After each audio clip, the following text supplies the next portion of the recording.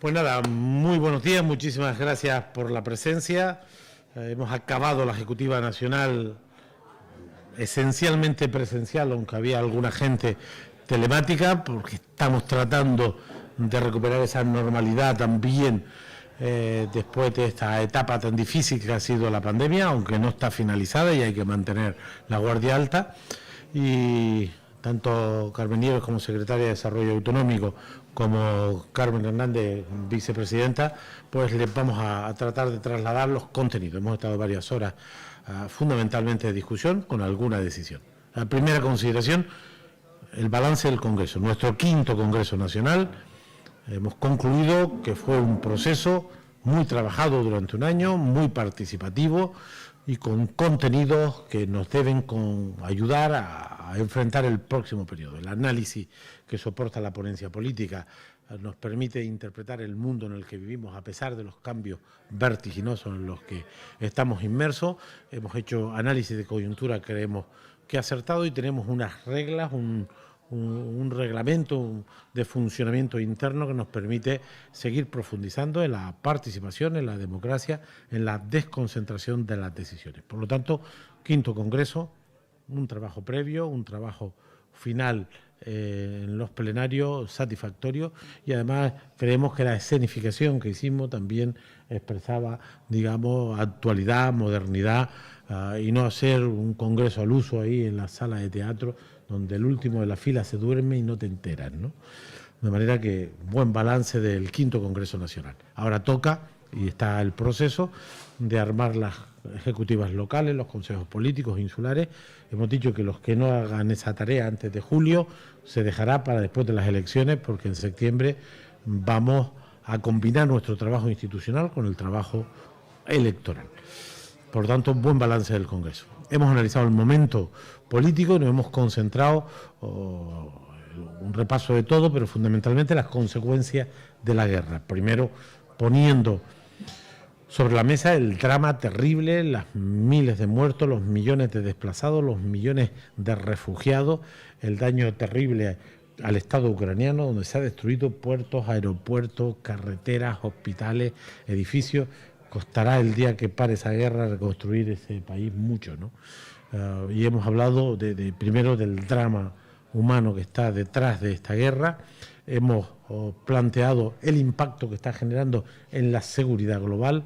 Ya saben que esto ha hecho que países que históricamente tuvieron neutralidad durante siglos, pues estén ahora tomando decisiones, cambiando las constituciones para participar en bloques militares. Hay un revolcón a la situación de seguridad global con impacto en todo el planeta y un riesgo, esperemos que muy mínimo, incluso de que esta confrontación bélica pueda desatarse más allá de lo que conocemos. Ahí expresamos sin alarmismo pues temores sobre no ya las consecuencias de esta guerra, que son terribles, sino sobre los riesgos, sobre la paz mundial que tiene esta guerra. Y luego nos hemos concentrado en el otro gran impacto de la guerra, que es la inflación. La inflación no es nueva, venía del año pasado porque la pandemia dañó los sistemas productivos, las conectividades, los sistemas de producción, las demandas.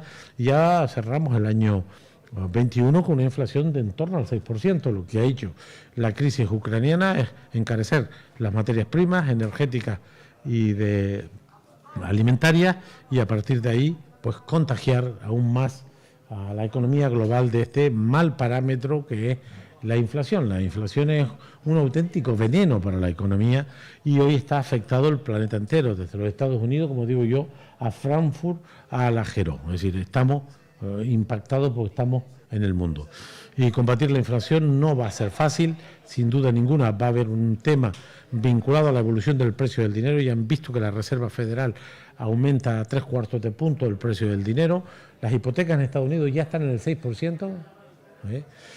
El Banco Central Europeo se reunió de urgencia el miércoles pasado para parar la evolución de la prima de riesgo, que ya saben que estaba creciendo en Francia, Italia, Portugal y España, o en una reunión de urgencia intentando parar la prima de riesgo, porque la prima de riesgo afecta a nuestras vidas. Nos habíamos olvidado, pero está ahí ese parámetro de la economía financiera. y por lo tanto preocupación por este tema, porque primera consecuencia, todo el mundo dice que el aumento del precio del dinero tiene el sentido de tratar de contener el consumo y por lo tanto evitar la escalada inflacionista. Los pactos de renta, que sería la otra cuestión de contener beneficios empresariales y salarios, no parecen prender. Saben ustedes que lo planteó el Gobierno de España, pero no se ha avanzado. Y la tercera medida está siendo paliar las consecuencias a los sectores más dañados.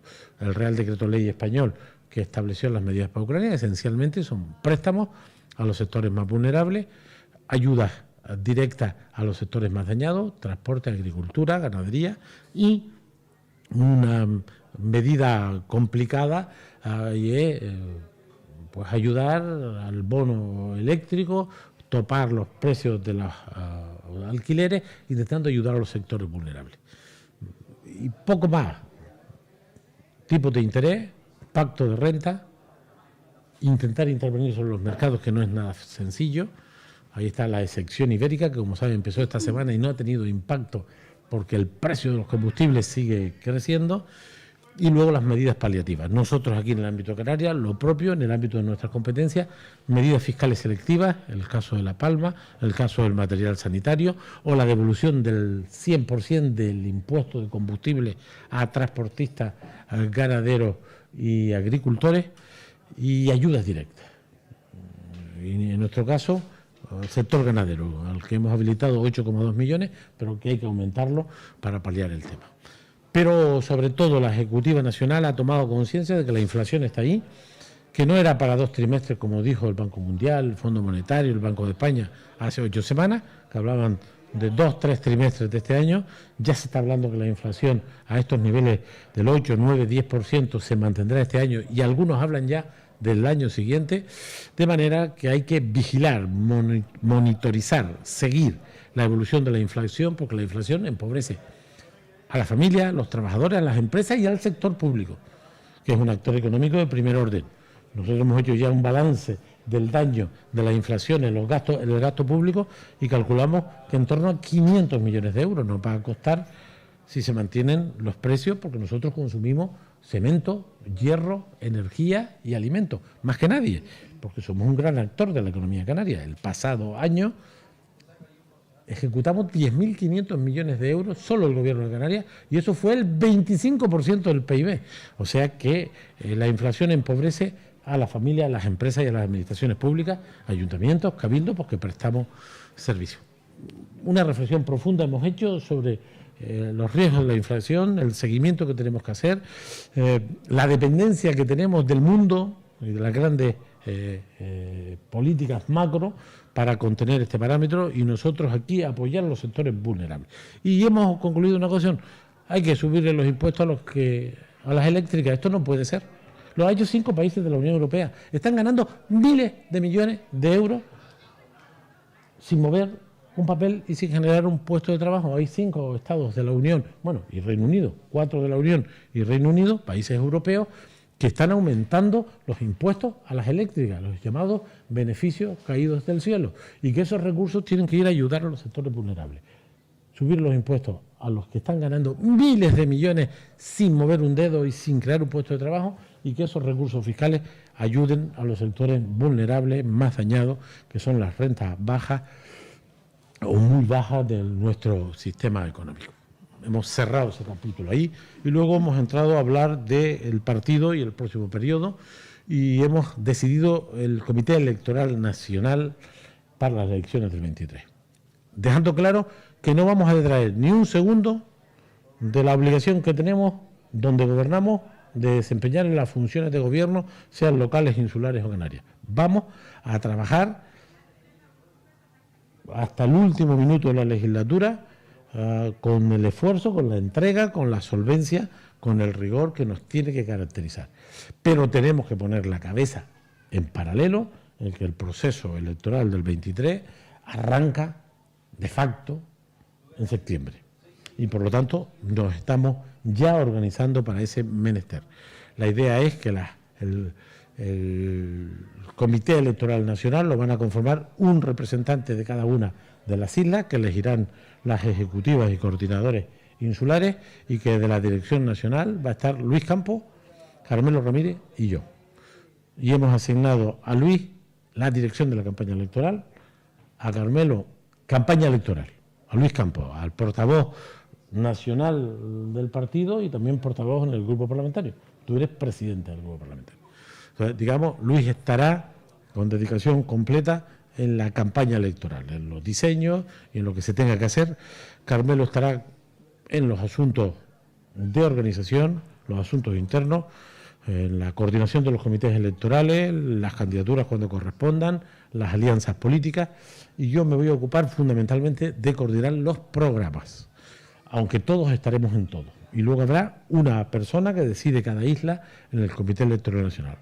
Las ejecutivas insulares, las coordinadoras insulares eligen los comités electorales de las islas y cada ejecutiva local elige al comité electoral de cada uno de los municipios. De manera que esta decisión está tomada y antes de final de julio tienen que estar todas estas estructuras decididas. Haremos una ejecutiva antes de verano para hablar de estas cuestiones con tranquilidad, con los análisis sociológicos que tenemos, de manera que, insisto, sin quitar un solo segundo al trabajo de oposición donde estemos, al trabajo de gobierno donde participamos, ahora hay que además ponerse a trabajar para mayo del 23. Yo creo que esto sería el conjunto de la Ejecutiva. El balance del Congreso, el análisis de situación global, especialmente seguridad, daño humanitario, impacto en la economía, y que estar muy organizados. Sí, tengo que decirles que si las cosas se ponen mal, nosotros, Canarias, estamos organizados para acometer las tareas. El problema más importante que podemos tener en los próximos meses y años es la deuda pública. Para que se hagan una idea, la consignación presupuestaria de este año en el presupuesto del Estado para pagar deuda pública, intereses y capitales, es de 30.000 millones de euros.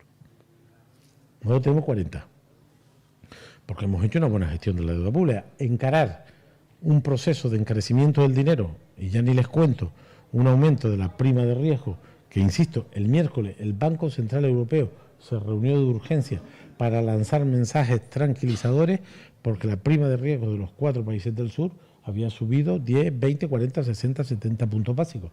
Está publicado por ustedes los últimos días. Si esta situación, que hay que monitorizar, vigilar, se complica, no es lo mismo abordar esto con deudas masivas que tener una deuda controlada como la que tenemos nosotros, ¿no?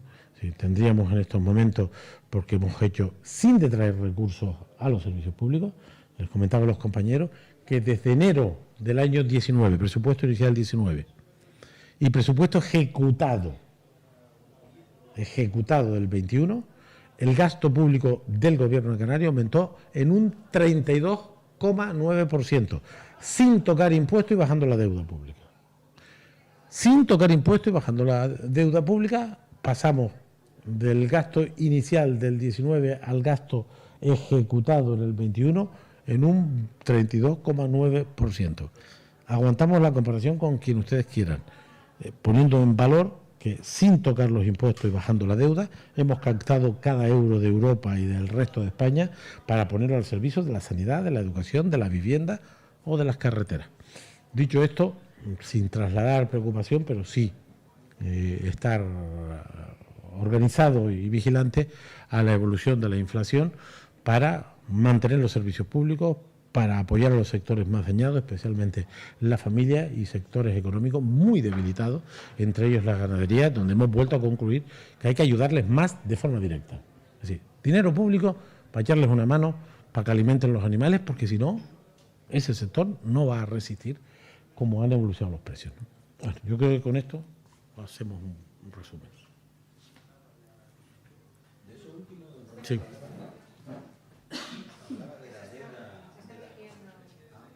Hablaba de la deuda pública a nivel nacional desde el 120%.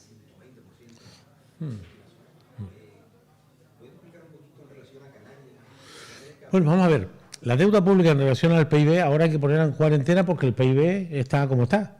Perdimos 10% del PIB en la economía española el año 20, nosotros perdimos el 18,1%, estamos en un proceso de recuperación el año 21 todavía moderado, pero también hay que decir lo siguiente, es decir, a pesar de la inflación, esta tierra nuestra en el primer trimestre creció el 12,3%. Prácticamente el doble del crecimiento de la economía española. Es verdad que en su momento caímos más, pero hemos crecido en el primer trimestre el 12,3%, el doble de la media española. Y hay que añadir que el comportamiento del empleo es, nunca hubo tanta gente contratada, nunca hubo tanta gente con contratos indefinidos y nunca hubo 840.000 personas afiliadas a la Seguridad Social.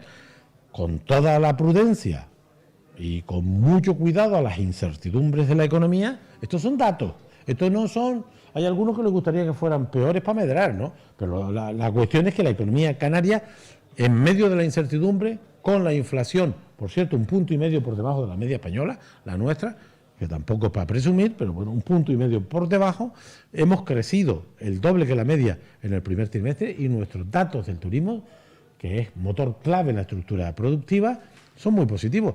En estos 4 meses ya tenemos más turistas y, por supuesto, más facturación que el año 19.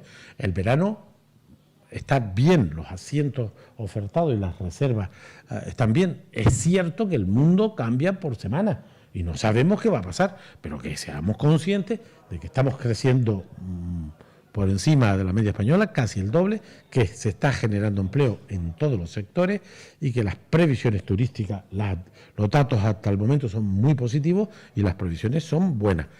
Con prudencia, de forma responsable, pero no se puede negar las cosas buenas que nos pasan, ¿no? ¿Qué ocurrió con la deuda pública?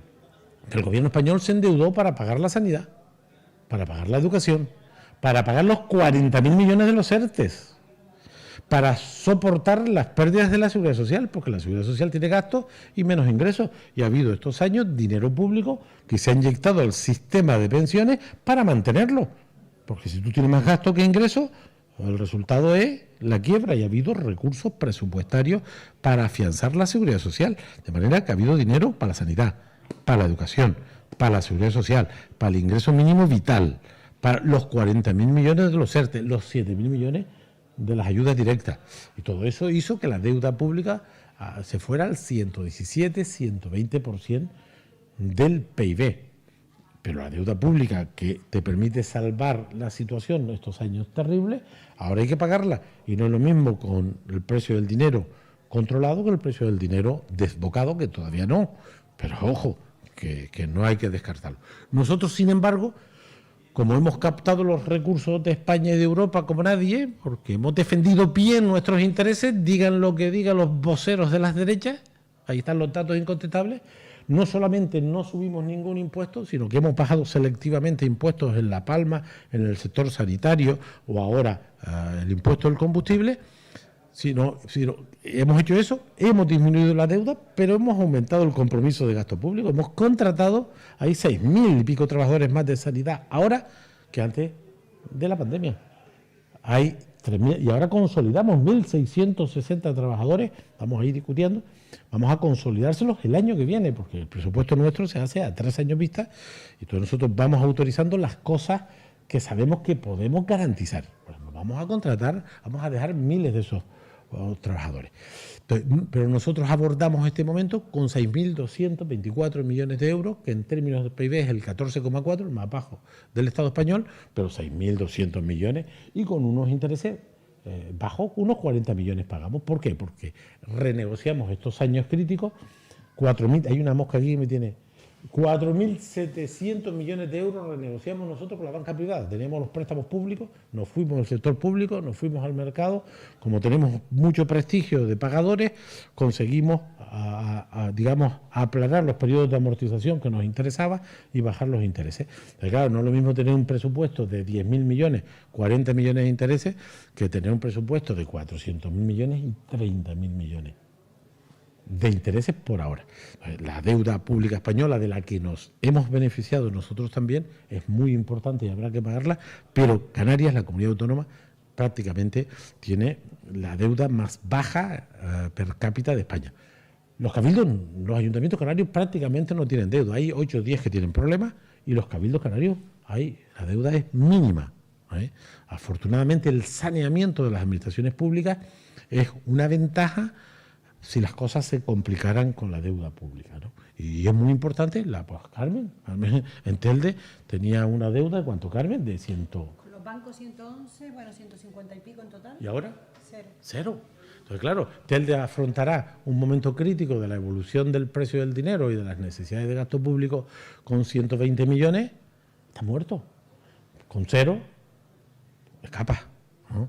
Y se ha hecho una buena gestión por parte de los ayuntamientos, de los cabildos y del Gobierno de Canarias en la parte del rigor presupuestario, de la política económico-financiera.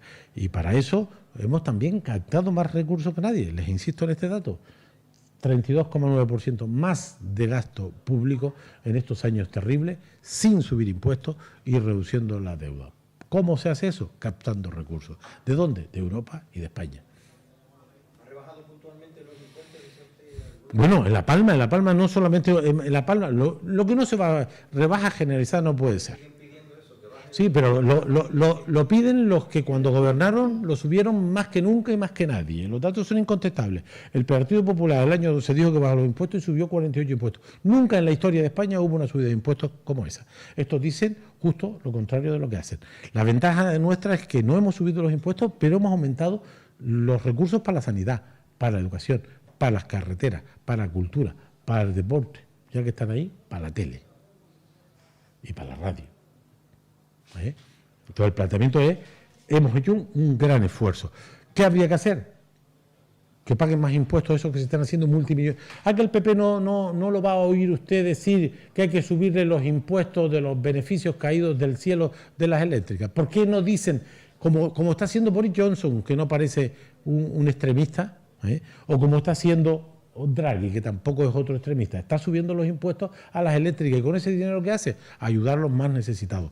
Los recursos, nosotros tenemos la presión fiscal más baja de la Unión Europea y los recursos fiscales que tenemos, que aportan una parte del gasto público, porque las otras son transferencias del Estado, se dedican a pagar los 32.000 sanitarios que tenemos o a los 27.000 educadores que tenemos, o a hacer las carreteras y las viviendas. Para eso va el dinero público. El dinero de los beneficios caídos del cielo van a 4 capitalistas. Y son miles de millones. Sin crear un empleo. Sin mover un papel. Esos recursos tienen que estar grabados. Y ese dinero tiene que ir a ayudar a la gente más necesitada. Hoy lo discutíamos. Apoyamos el impuesto a las eléctricas, como han hecho 5 estados europeos. El Reino Unido y 4 estados de la Unión. Eso es lo que toca, que digan las derechas eso, que se atrevan a meterse con los poderosos, porque ellos subieron los impuestos a todo el mundo y facilitaron la amnistía fiscal a los que no pagaron. Eso es lo que hace la derecha cuando gobierna. Hacia el Congreso, de cara a las elecciones, que en septiembre empezaba a moverse toda la maquinaria, han estado en estos últimos meses buscando alianzas, buscando sinergias. No sé si han hecho un balance de cómo se puede reestructurar Nueva Canarias en las islas y en vistas a qué opciones podrían tener y sumar, sobre todo. Bueno, nosotros nunca paramos, Es decir, lo importante es que la tarea principal es gobernar o hacer oposición en función de lo que hay. Pero como usted puede comprender, nosotros nos movemos siempre en la dinámica de sumar fuerzas, ¿no? Y esta visión del canarismo progresista es que nosotros no somos un partido al uso, donde te afilias, pagas la cuota y tienes 17 jefes. No. Aquí de lo que estamos en un movimiento político, 17 o más. Aquí estamos en un proceso político amplio, más transversal. Nosotros en Nueva Canarias ahora pues tenemos fácil 12 o 13 organizaciones. Teodoro es Bloque Nacionalista Rural, Nueva Canarias. Óscar es Rocaguairo, Nueva Canarias. El alcalde de Bonsequillo es ASBA, Nueva Canarias. Ahora hemos puesto de presidente del partido en Fuerteventura al presidente de Alporán, que es a su vez el alcalde de Antigua.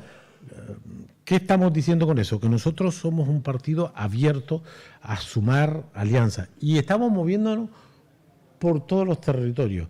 Lo que pasa es que hay cosas que no se las vamos a contar hasta que no sean reales, porque si no, no salen, ¿no?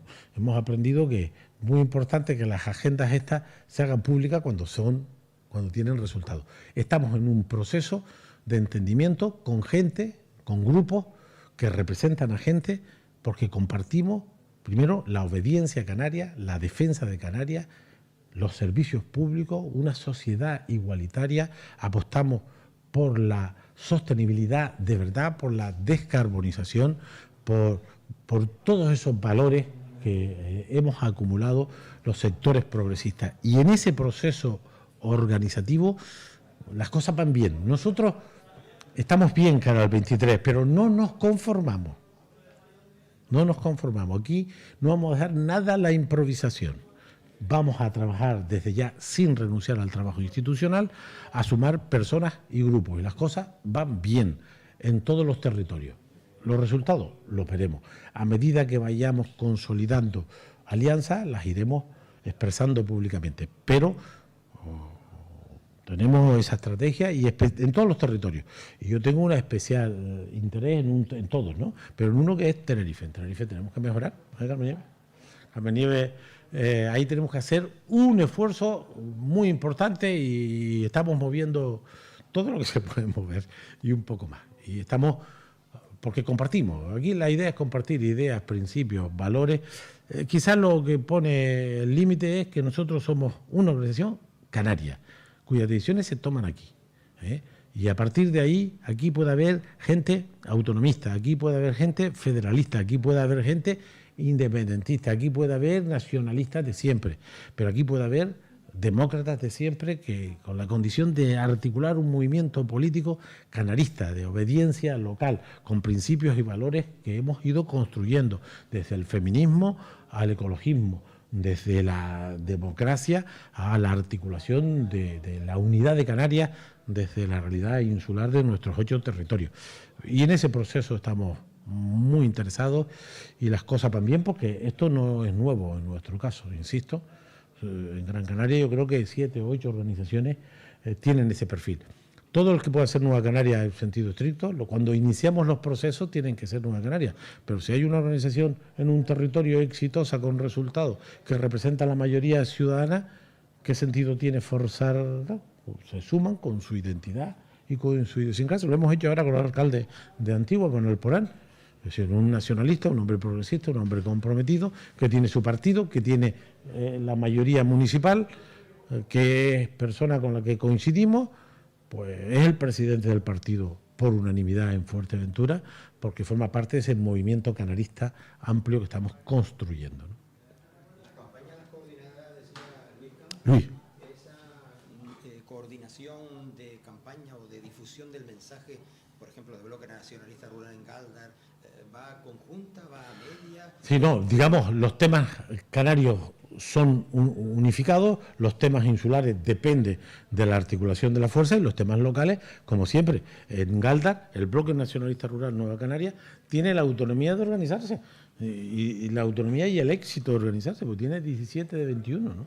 Es decir, entonces, digamos, el Bloque Nacionalista Rural, el equipo de hombres y mujeres que está organizado en esa ciudad, pues tiene una amplia autonomía. Rocaguairo tiene autonomía desde el año 79 y hemos estado siempre juntos en todos los procesos políticos en estos 40 años, en los que podemos hablar de 40 años, que no todo el mundo puede hablar de 40 años. Es decir, de manera que todo eso lo recogemos como una riqueza, no como un inconveniente. Si hay un pueblo en el norte de Tenerife que tiene una formación política con historia y estamos coincidiendo, pues y estamos de acuerdo, va a tener su autonomía, participará como el resto a nivel insular y por supuesto como el resto a nivel de Canarias, ¿no? Y eso es lo que hemos hecho siempre y lo vamos a repetir, ¿no? Lo vamos a intensificar, y más con esta visión amplia, menos de encasillada del canarismo en sentido amplio. Pues nada, pues muchísimas gracias.